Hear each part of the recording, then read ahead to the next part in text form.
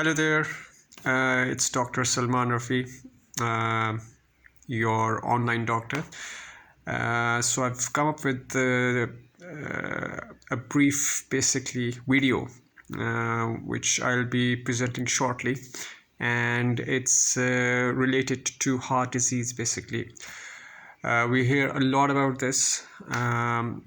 So I'll just start off from the basics. What exactly is heart disease? And briefly, we have certain vessels supplying the heart, which, as we all know, is one of the most important organs of the body. And when there's a problem with one of those vessels, basically the heart function gets affected. So how does that problem really arise? There are various causes, one of them being high blood pressure, another one being diabetes mellitus, yet another one being hypercholesterolemia. Smoking is notorious, and finally, family history or genetics is yet another factor. All of these basically interact to basically produce occlusion or blockage of the heart vessels, which in layman's terms or even otherwise we call a clot, and that leads to reduction in the blood flow to the heart muscle itself. This can be fatal, it can be subtle, but the end result is the same. It leads to the disease with the highest prevalence as well as mortality worldwide. It manifests in various forms, typically comes on with chest pain, which can be short-lived. It goes to the arms, gets relieved by certain medicines, and can be crushing in nature. It can, however, occur in other forms as well. So we've got shortness of breath, we get palpitations, and then certain atypical features such as syncope or dizziness, sweating can also occur.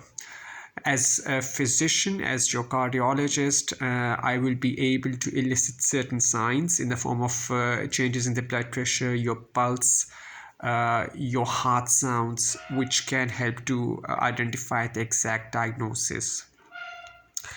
Now, we've got the broad picture of what's going on when heart disease develops. Now, we want to get objective evidence.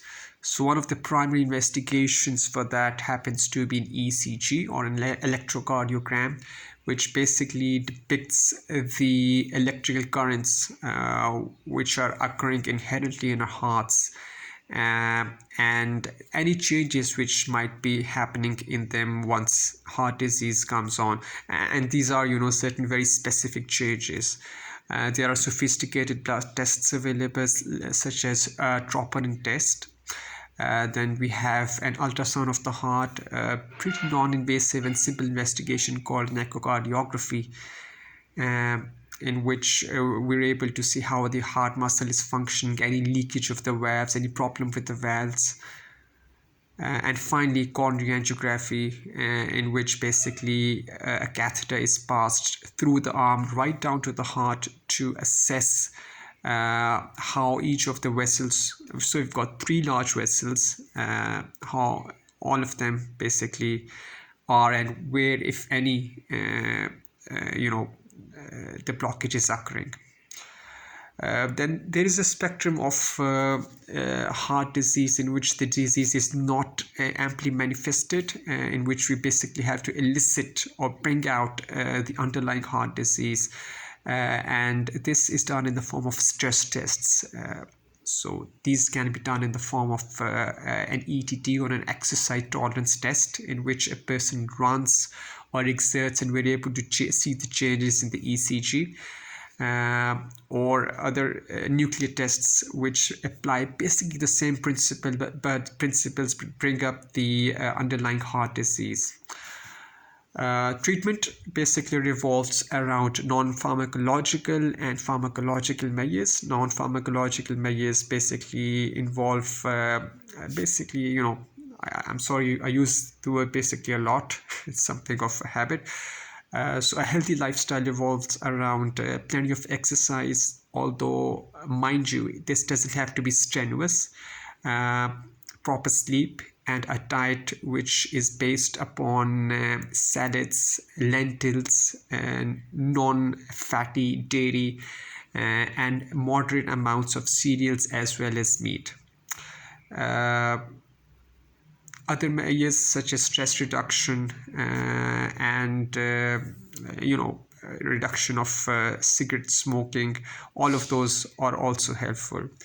Moving on, the pharmacological side revolves around giving blood thinning medications as well as cholesterol lowering drugs. Drugs which control the blood pressure as well as the heart function also feature prominently. Then obviously factors which worsen heart disease or cause heart disease such as diabetes mellitus need to be adequately dealt with as well. Finally, coming to the cardiologist's bread and butter, coronary angioplasty, or rather coronary revascularization, is the process in which basically the heart blood flow is restored by means of sophisticated procedures. To put it simply, a stent is passed or the vessel is opened. This is done percutaneously or through the arm in pretty much the same fashion as in a coronary angiography is performed. If, however, the patient is not amenable to coronary angiography, a bypass operation might be required in extensive disease. So that's a brief overview of what coronary heart disease actually is.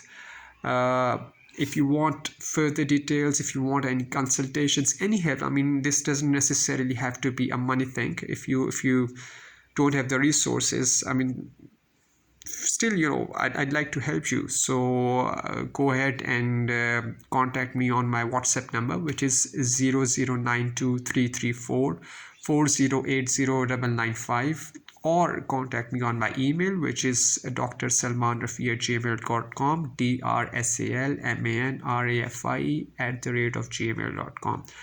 So that's how it is. If you have heart disease, get started on this route. If you don't, it's best to stay safe and avoid developing this disease. So until next time, goodbye.